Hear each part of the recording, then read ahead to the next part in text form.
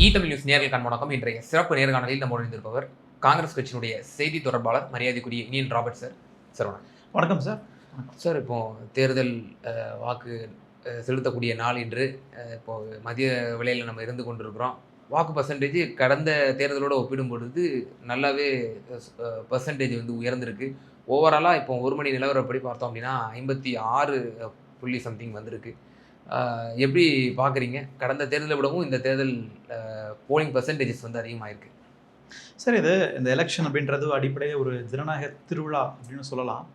எல்லாரும் நாட்டு மன்னர்கள் அப்படின்னு படிச்சிருப்போம். ஆனால் இன்னைக்கு அந்த எலெக்ஷன் பூத்தில் போய் நிற்கும் போது தான் நம்ம அதை உணர்வோம்.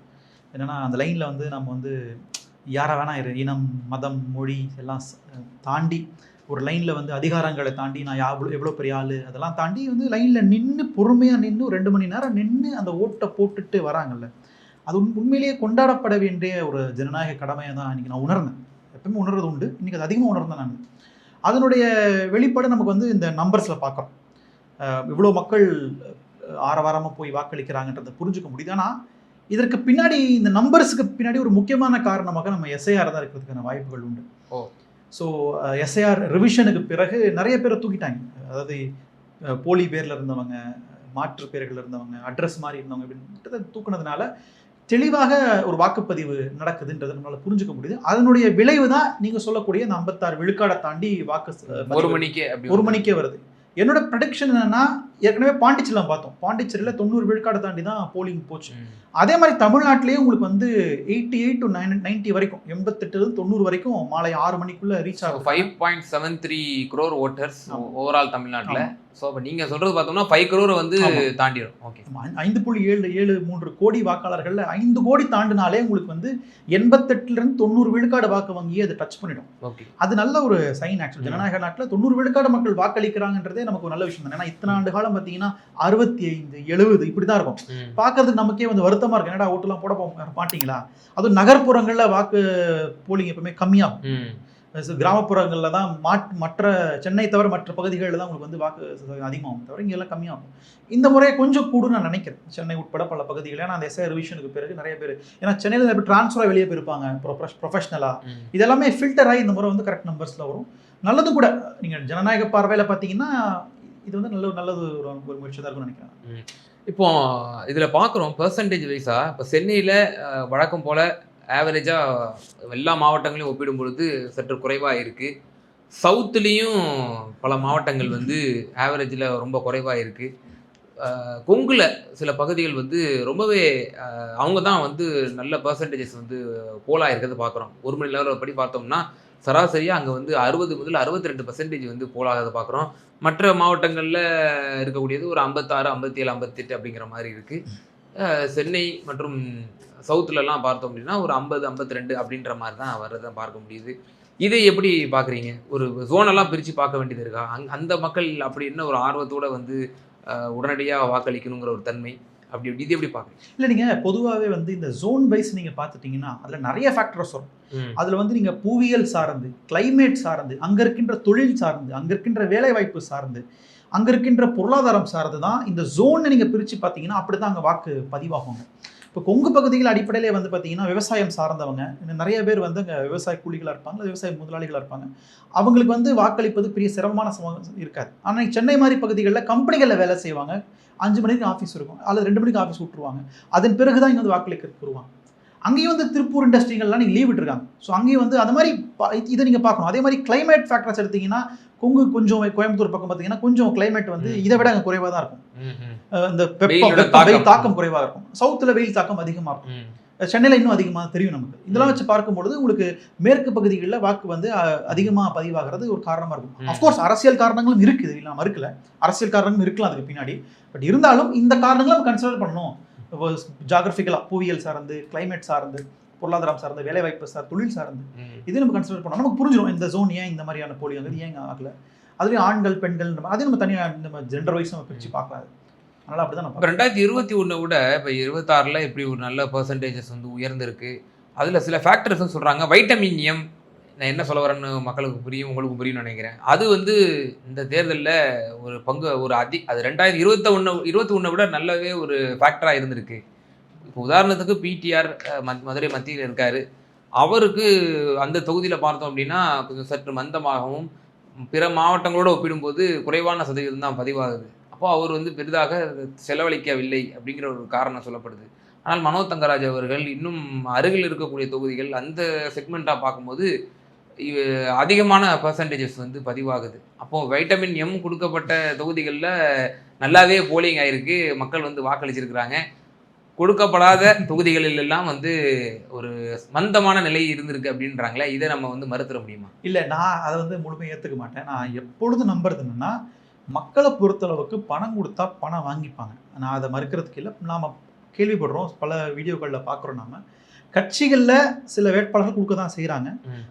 குறிப்பாக எதிர்க்கட்சியா இருக்கிறவங்க ஆளுங்கட்சியா எப்படியாவது வந்துரணும்னு சொல்லி பணம் கோடிக்கணக்கான பணத்தை இன்வெஸ்ட் பண்ணுவாங்க. இன்வெஸ்ட்மெண்ட்டா தான் பார்க்குறாங்க அவங்க. எதிர்க்கட்சியா இருக்கிறவங்க. ஆளுங்கட்சியா இருக்கிறவங்க இன்வெஸ்ட்மெண்ட்ட கம்மியா பண்ணுவாங்க. ஏன்னா திட்டங்கள் இருக்கு. 5 ஆண்டுக்கான திட்டங்கள் இருக்கு. அத வச்சு நம்ம பேசுவோம். மக்கள்ட்ட போய் கன்வின்ஸ் பண்ணுவோம். ரிலேட்டிவ்லி வந்து செலவு வந்து ஆளுங்கட்சிக்கு குறைவு. எதிர்க்கட்சிக்கு செலவு அதிகம். நாங்க அடுத்த முறை வரணும்னு முயற்சி பண்ணுவாங்க. ம். ஆனா இருந்தாலும் ஓவராலா பார்த்தீங்கன்னா சார் நான் ஆழமா நம்புறது மக்கள் பணத்தை வாங்கிட்டு தமிழ்நாடு மக்கள் வாக்களிக்க மாட்டாங்க. ம். அதை நான் வந்து முழுமையா நம்புறேன். மக்களுக்கு என்ன தோணுதோ அதை அவங்க பண்ணுவாங்க. பணம் வாங்கிப்பாங்க. ஆனா ஓட்டு அவங்களுக்கு யார் தோணுதோ அவங்க தான் போடுவாங்க. அந்த பணத்தை வாங்கிட்டோம் அதுக்காக நம்ம இவங்களுக்கு தான் போடணுங்கிற மாதிரி நான் இந்த நரேட்டிவே நான் தப்புன்னு நினைக்கிறேன். அப்படி ஒன்று கிடையவே கிடையாது. அந்த அளவுக்கு தமிழ்நாட்டு மக்கள் நீங்க தமிழ்நாடு மக்கள் நீங்க அவமானப்படுத்துறதா அது ஒரு அரசியல் கட்சியுடைய பிரதிநிதியாக நான் பேச முடியாது. தமிழ்நாடு மக்கள் பணம் வாங்கிட்டு ஓட்டு போறாங்கன்னா அது எல்லா அரசியல் கட்சிகளுமே அது ஒரு பெரிய தவறு. இல்ல அப்படி சார், கடைசி கட்டத்துல ஒரு ஏழை எளிய விளிம்புநிலை மக்களுக்கு வந்து அது வந்து ஒரு மனமாற்றத்திற்கு அந்த ஒரு தொகை வந்து கடைசி கட்டத்துல வந்து அது ஒரு ஒரு சக்தி ஃபேக்டரா மாறிடுது அப்படின்ற ஒரு விஷயம் சொல்லப்படுது இல்ல? இல்ல அது எந்த அளவுக்கு தாக்கத்தை ஏற்படுத்தியிருக்குன்னு தெரியல. மிகவும் ஏழையான மக்கள் கூட நம்ம பணம் வாங்கிட்டு நமக்கு யாருக்கு பிடிக்குதோ ஓட்டு போடலாம்னு சொல்லக்கூடியவங்க நான் நேரில் நிறைய பேர் பார்த்திருக்கேன். பல தொகுதிகளை நான் பார்த்திருக்கேன். பணம் வாங்கிட்டு ஓட்டு போறவங்களும் இருக்கிறாங்க. ஆனா பெருமளவுல எல்லாருமே அப்படித்தான். பணம் வாங்கிட்டு பணம் கொடுத்தவங்களுக்கு தான் ஓட்டு போடுவாங்க. அவங்களுக்கு விசுவாசமா இருப்பாங்க. ஆரத்தில சத்தியம் பண்ணி அடிச்சு வாங்கியிருப்பாங்க. அந்த பணத்தை அவங்களுக்கு தான் கொடுப்பாங்க என்கிற ஒரு கருத்தியலை நான் முழுமையாக நிராகரிக்கிறேன். அது தமிழ்நாட்டு மக்களையே நீங்க அவமானப்படுத்தாகுது. ஆனா அதே நேரத்தில் பணப்புழக்கம் இருக்கானா இருக்கு. அதை மறுக்கவே இல்லை. பல கட்சிகள்ல வேட்பாளர்கள் பண வசதி படைச்சவங்க கொடுக்குறாங்க. நிர்வாகிகளுக்கு பணம் போகுது. நிர்வாகிகளுக்கு எலெக்ஷனாலே அதுதான் அவங்களுக்கான பெரிய ஒரு அந்த கட்சி நிர்வாகிகள் இருப்பாங்க, பூத் கமிட்டி ஆட்கள் இருப்பாங்க. அவங்க அந்த நேரம் தான் பணம் நிறைய வரும். இந்த ஒரு 2 வார காலகட்டத்தில் நிறைய சம்பாதிப்பாங்க அவங்க. இதெல்லாம் எலெக்ஷனோட சம்பந்தப்பட்ட ஒரு விஷயங்கள். கொண்டாட்டமாக தான் இதை பார்க்கணும். அவ்வளோதான். அப்படிதான் நான் நினைக்கிறேன் நான். இப்போ இளைஞர்களுடைய வாக்கு இந்த முறை புதிதாக வாக்களிக்கக்கூடியவர்கள் அவர்களுடைய வாக்கு எப்படி டிசைடிங் ஃபேக்டராக இருக்க போகுதுன்னு நினைக்கிறீங்க? ஏன்னா ஒரு விஜய்ங்கிற ஒரு புது ஃபேக்டர் இந்த தேர்தலில் வந்திருக்கு. ஸோ அவங்களுடைய ஓட்ஸு இன்னும் சொல்ல போனால் திரு ஆதவர்ஜுனா காலையிலேயே என்ன ப்ரெஸ் மீட் கொடுத்தாரு, மந்தமாக போய்கிட்டு இருக்கு வாக்கு போலிங் ஆறுது அப்படின்ற ஒரு விஷயம் சொன்னார். ஒருவேளை அவர்கள் ஒரு எக்ஸ்பெக்டேஷனில் இருந்திருக்கலாம். தன்னோட தொண்டர்களுக்கு ஒரு அறிவுறுத்தலை வந்து சொன்னாங்க. இந்த மாதிரி நீங்கள் வந்து ஓட்டு போடுங்க, காலையிலேயே வந்து குளிச்சு சீக்கிரம் வந்து 7 மணிக்கெலாம் வந்து ஓட்டு போடுங்க அப்படின்னாங்க. பட் இளைஞர்கள் நம்மளோட இளைஞர்களை பற்றி நமக்கு நல்லா தெரியும். அவங்க வந்து முன் வந்து பெருசாக அவங்க அதை ஆர்வம் காட்டினாங்களா என்ன? ஏன்னா பல பத்திரிகையாளர்கள் தொலைக்காட்சி வாதங்கள் என்ன சொல்கிறாங்க, இளைஞர்கள் அவ்வளோ ஏர்லி மார்னிங்கே வந்து அவங்க ஓட்டெல்லாம் போடலை அப்படின்ற விஷயத்தான் சொல்கிறாங்க. அப்போ இது எப்படி பார்க்குறீங்க? இல்லை உண்மை. நான் காலையில் ஒரு 5லேருந்து 10 பூத்து போயிட்டு தான் நான் வந்தேன். 5லேருந்து 10 பூத்துலையுமே வரிசையில் நிற்கிறது 2 மணி நேரம் வரிசையில் நிற்கிறாங்க. நிற்கிறது எல்லாருமே 40 வயதுக்கு மேற்பட்டவங்க தான். 40 வயதுக்கு குறைவானவங்க, ஏன் 30 வயதுக்கு குறைவானவங்கன்னா ஒரு 100 பேரில் 5 பேர் தான் இருக்காங்க. மற்றது எல்லாருமே 40லேருந்து 60 70 வயசு வரைக்கும் வீல் சேர்லாம் வந்து வயசானவங்க விட்டுட்டு போட்டு போகிறாங்களே தவிர இளைஞர்கள் பெருமளவில் வாக்களிப்பதை நான் எங்கேயுமே நான் பார்க்கல. வராங்க, நான் வரவே இல்லைன்னு சொல்ல வராங்க. பட் சிறிய எண்ணிக்கையில் வராங்க. அது நீங்க சொல்லக்கூடிய அந்த புதிய கட்சி தொடங்கிய நடிகருக்கு போகலாமா நமக்கு தெரியாது. போனாலும் போகலாம், போகாமலும் இருக்கலாம். ஏன்னா நம்ம நாட்டு எல்லாரும் தற்கொலை கிடையாதுல்ல. தமிழ்நாட்டில் எல்லாரும் தற்கொலை கிடையாது. கொஞ்சம் விஷயம் தெரிஞ்சுன்னு இருப்பாங்கல்ல. ஆனால் அவங்க வந்து யார் கூட்டு போட போறான்னு தெரியல. பட் ஸ்டில் இருந்தாலும் இவங்க சொல்லக்கூடிய இளைஞர்கள்லாம் அப்படியே படையெடுத்து வந்துருவாங்க, எங்களுக்கு எல்லாம் வெள்ளை சட்டை காக்கி பேண்ட் போட்டு வந்து ஓட்டு போட வந்துருவாங்கன்ற மாதிரியான அந்த மாதிரி எதுவும் நடக்கல. ஃபீல்டு நான் பார்த்ததுல 1 மணி வரைக்கும் அந்த மாதிரி எதுவும் நடக்கல. ரொம்ப ரேரஸ்ட் ஆஃப் தி ரேரா வராங்க. நீங்க ஏற்கனவே சொன்ன மாதிரி இளைஞர்கள் 10 மணிக்கு தான் எழுந்துச்சு காலேஜுக்கே போறவன் அவனை 7 மணிக்கு வேணா வருவானா வரமாட்டான். சரிங்களா? ஆனால் வந்து ரீல்ஸ் லைக் போட்டுருப்பான். ரீல்ஸ் வந்து எல்லா ரீல்ஸுக்கும் வீட்டில் படுத்துக்கிட்டே ஃபோனை கையில் வச்சுக்கிட்டே ரீல்ஸ் போட்டுருவான், ரெடியாக இருப்பானே தவிர ஓட்டு போடுறதுக்கு வரமாட்டான்றது எனக்கு தெரியும். இப்போ இந்த இந்த போலாகக்கூடிய அதிகமான வாக்குகள் எதை வந்து உணர்த்துதுன்னு நீங்க பாக்குறீங்க? இப்போ அதிகமாக போலாச்சுன்னா சில வந்து ஆன்டி இன்கம்பன்சி கடுமையாக இருக்குது, அதனுடைய எதிரொலி அப்படின்பாங்க. இந்த தேர்தலில் அது பிரதானப்படுத்தப்பட்டதா, ஆன்டி இன்கம்பன்சியினுடைய இஷ்யூஸ் வந்து அதுக்கு போதுமான இஷ்யூஸ் இருக்கா அப்படிங்கிற பல கேள்விகள் முன்வைக்கப்படுது. ப்ரோ இன்கம்பன்சி இருந்தாலும் அதிகமான வாக்கு சதவீதம் வந்து விடும் அப்படின்னதும் ஒரு ஃபேக்டர் சொல்லுவாங்க. இப்போ நீங்க இந்த தேர்தலில் எப்படி கிடைக்கிறீங்க? ப்ரோ இன்கம்பன்சினால இவ்வளோ பெர்சன்டேஜஸ் வந்து கூடுதலான போலாவதற்கான வாய்ப்புகள் இருக்கா? அல்லது கட்டும் அதிருப்தியில் இருக்காங்கப்பா, இந்த ஆட்சியை வீட்டுக்கு அனுப்பணும் அப்படின்னு மக்கள் நினைக்கிறாங்க, அதனால தான் சாரசாரியாக வந்து மக்கள் ஓட்டு போடுறாங்கன்னு நினைக்கிறீங்க? இல்லை சார், 2024 வரைக்கும் பொதுவாக என்ன ஒரு நம்பிக்கை இருந்ததுன்னா, அதிகமான ஓட் பர்சன்டேஜ் வந்துச்சுன்னா அது ஆன்டி இன்கம்பன்சி அப்படிங்கிற கருத்து தான் எல்லாருமே நம்பினாங்க 2024 நாடாளுமன்ற தேர்தல் வரைக்கும். ஆனால் 2024 நாடாளுமன்ற தேர்தலில் ஓட் பர்சன்ட் அதிகமாகியும் திருப்பி மீண்டும் மோடி தான் பெரும்பான்மை தொகுதிகளை வெற்றி பெற போகிறார், கூட்டணி ஆட்சி தான், பட் இருந்தாலும் மெஜாரிட்டி வராங்கன்னு புரிஞ்சதுக்கு பிறகுதான் ஓட் பர்சன்டேஜ் ஏறுனா அதில் ப்ரோ இன்கம்பன்சியும் இருக்கும் என்கிற கருத்தே அங்கிருந்தா உருவாச்சு. அதுக்கு முன்னாடி கிடையாது. அதனால நீங்க உங்க கேள்வி நீங்க என்ன பண்றீங்கன்னா ரெண்டு சேர்த்து கேட்குறீங்க. அதுக்கு முன்னாடி வரைக்கும் அந்த கருத்தே கிடையாது. அதனால நான் பாக்குறதுல கடந்த 2025 பீகார்ல நடந்த சட்டமன்ற தேர்தலையும் எகிரிச்சு பயங்கரமா இருந்துச்சு. சட்டமன்ற தேர்தலோட அது ஒப்பிடும்போது பயங்கரமா இருந்துச்சு. அப்ப நினைச்சோம் ஆன்டி இன்கம்பன்சி தான் முடிஞ்சு போச்சு, வீட்டுக்கு போயிருவாரு அப்படின்ட்டு. கடைசியில பார்த்தா நேர் எதிராக லேண்ட்ஸ்லைட் விக்டரியா பிஜேபி அலையன்ஸ் வந்து ஜெயிச்சு. அதுதான் நான் தமிழ்நாட்டுக்கு அப்ளை பண்றேன். தமிழ்நாட்டுக்கு நீங்க அப்ளை பண்ணி பார்த்தீங்கன்னாலும் தமிழ்நாட்டில் பெரிய அளவில் ஆன்டி இன்கம்பன்சி இல்லைன்ற ரியாலிட்டி தான். இங்கே மக்கள் நிறைய பேர் இந்த திமுக அரசினுடைய திட்டங்களால பயன்பெற்றிருக்கிறாங்க. ஒரு குடும்பத்தில் ஒருத்தர் அது அந்த திட்டத்தின் மூலம் பயன்படுத்திருப்பாங்க. மனசாட்சி தொட்டு சொல்றவங்க யாராக இருந்தாலும் அதில் வருவாங்க.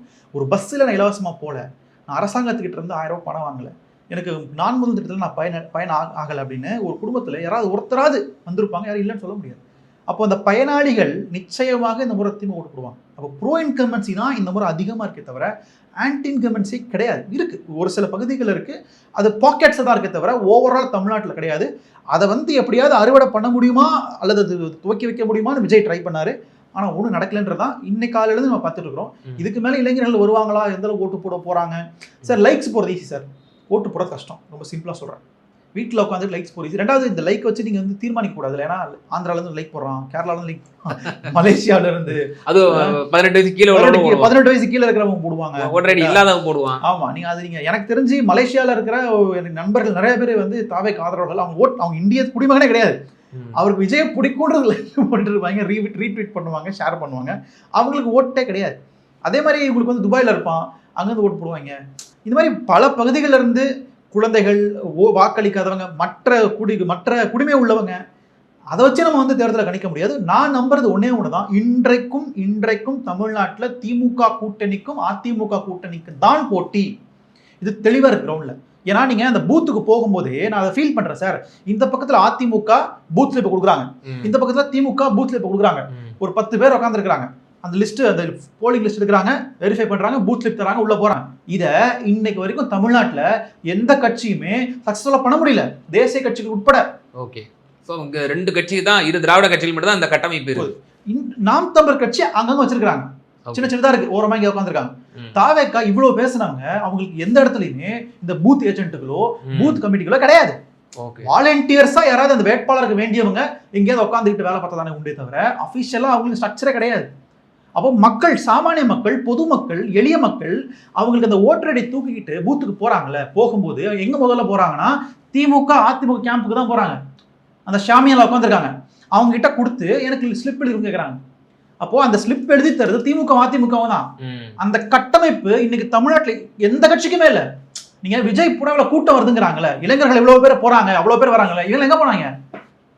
ஓட்ட கன்வெர்ட் ஆயிருக்கா? இல்ல ஓட்ட கன்வெர்ட் பண்ண முயற்சி பண்ணிருக்காங்களா? இல்ல. இன்றைக்கும் கட்டமைப்பு, இந்த தெருவுல, இந்த வீட்டுல இவங்க திமுக, இவங்க அதிமுக, அந்த பையன் பொண்ணு இவங்களுக்கு ஓட்டு போடலாம் அப்படிங்கிற இந்த ஸ்டடியை 2 கட்சிகள் மட்டும்தான் பண்ண முடியும், பண்ணிட்டு இருக்கிறாங்க.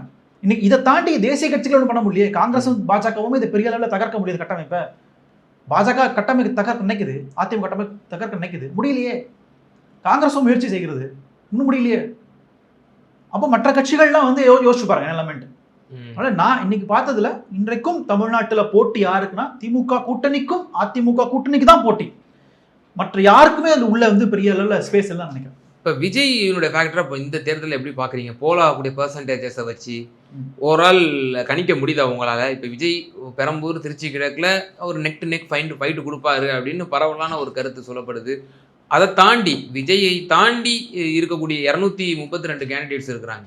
அவங்களுடைய நிலை என்னவாக இருக்கும் அப்படிங்கிற ஒரு கேள்வி.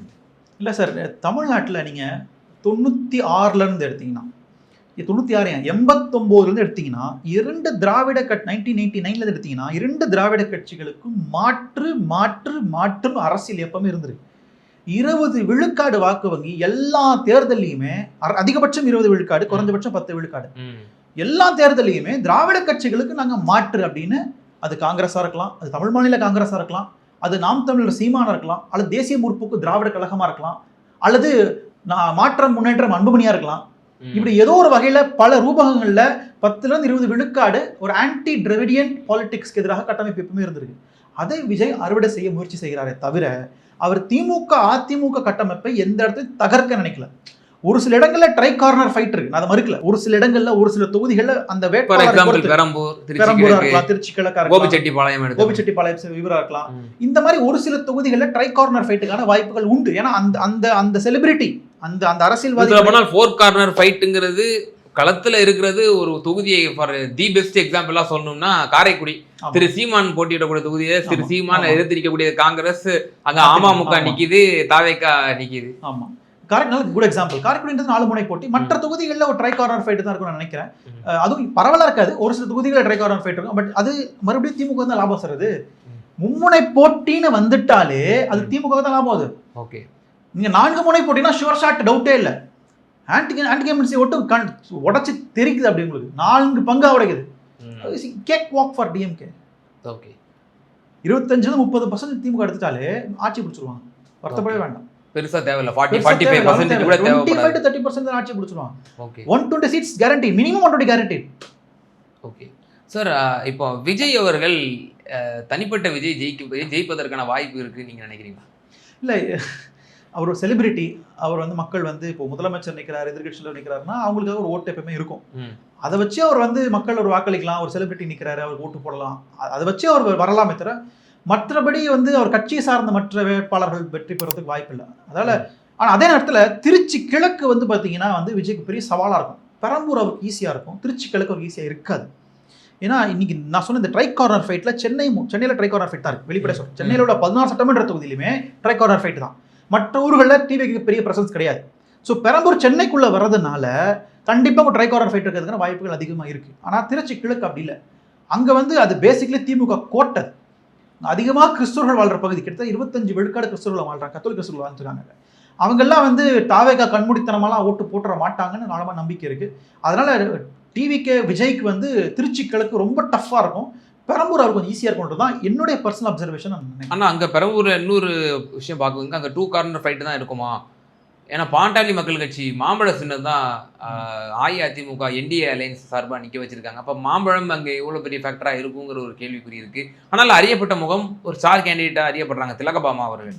ஆனாலும் அங்கே டிஎம்கே வெர்சஸ் தாவேகா, விஜய் வெர்சஸ் ஆர்டி சேகர் அப்படின்ற மாதிரி தான் இருக்கும்னு நினைக்கிறீங்களா? இல்லை, ஆக்சுவலி சார் நீங்கள் பார்த்தீங்கன்னா சென்னையில் 2 சமூகங்கள் பெரிய சமூகங்கள். ஒன்று தலித் சமூகம், இன்னொன்று வன்னியர் சமூகம். இவங்க 2 பேர் தான் சென்னையுடைய பிரதான சமூகங்கள். இதில் வட சென்னையில் உழைக்கு மக்களாக இருக்கிறது மீண்டும் இதே சமூகங்கள் தான். ஸோ பெரம்பூர் அடிப்படையில் ஒரு நார்த் சென்னைக்குள்ள வருகின்ற சட்டமன்ற தொகுதி. அதனால் நீங்கள் மாம்பழத்தை பெரம்பூரில் குறைச்சி மதிப்பிட்டுறாதீங்கன்னு சொல்கிறேன். ஓகே, பெரம்பூரில் நிறைய வன்னியர்கள் இருக்கிறாங்க, நிறைய பேர் இருக்காங்க, கிட்டத்தட்ட 10-15 விழுக்காடு இருக்கிறாங்க. இல்லை அப்படி அந்த அளவுகள் வச்சோம் அப்படின்னா புதுச்சேரியில் பாட்டாளி மக்கள் கட்சி தான் ஆட்சி பிடிச்சிருக்கோம். புதுச்சேரியோட டைனாமிக்ஸே வேற சார். புதுச்சேரி டைனாமிக்ஸே வேற, ஒப்பிடு தவிர நிச்சயமா ஒப்பிடு தவிர. ஏன்னா அங்க வந்து ஜாதிக்கு ஓட்டு 2வது, அந்த எம்எல்ஏ தான் முதல்ல ஓட்டு. அந்த எம்எல்ஏ தனக்கு வேண்டியவரா இருக்கணும். ஏன்னா அது ஒரு கவுன்சிலர் தொகுதி, ஒரு சின்ன தொகுதி, அதனால தனிப்பட்ட செல்வாக்கு கொண்டவர்கள் தான் ஜெயிச்சிருவாங்க. பாண்டிச்சேரி வந்து இன்ஃப்ளூயன்ஸ் பண்ணுமே தவிர ஜாதி 2வது ஜாதி இருக்கும், 2வது தான். ஓகே, பட் இங்க அப்படி இல்லை.